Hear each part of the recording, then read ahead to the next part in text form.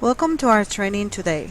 Today we're going to be covering what is plagiarism and student success training to better help our students to understand how to use sources when they're trying to write a discussion or a paper. So here's Chris. Chris is sitting down next to his computer, and for his discussion this week he started looking information online using journals, articles, and also some online websites to find about the topic of this week. But he's confused how he's going to put all this information together. Chris is confused because he heard a word around school that he had never heard before, the word plagiarism. So he's wondering what is plagiarism and how he's going to put all those sources together to be able to come out with a discussion for this week. So what is plagiarism? Plagiarism is the practice of taking someone else's work or ideas and passing them off as one's own. Other synonyms are copying, infringement of copyright, piracy, theft, or stealing. Just remember, as a student, you can always go to your UML library, in which you can find journals and articles. You can also use your textbook as a source of information or go online and search information through Google. Always remember, you have to reference your sources and information at the end of your paper. So, what things do you need to do when you write a discussion or paper? You always have to give credit to the authors and the information that you found.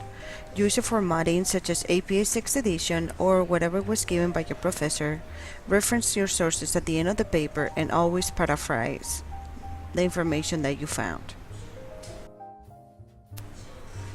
So this is an example from a student from week 2 from Math 1015, in which the student wrote about the golden ratio. As you can see, this is an original creation done by the student in which he or she looked information online and wrote a discussion in his or her own words.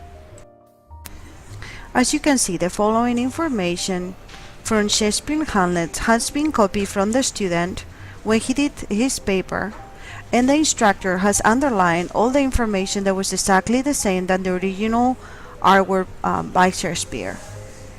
This is called plagiarism. We can see in this second example how the student used an original created source by Alvin Kernan to create his own paper by paraphrasing the most he could. This kind of plagiarism is more difficult to tell, as we will need a software such as Turnitin to see the percentage in which the student plagiarized the content. Just remember some strategies to improve discussions with your students. For example, use your greatest tool, which are good questions, invite multiple perspectives, add interpretation to the discussions, develop and deepen arguments, and always encourage ownership and reflect. I hope this information was useful to all of you. Thanks for listening today. This information was about training and plagiarism for students in our discussion post. Thank you so much, and I see you in the next video. Created using Powtoon.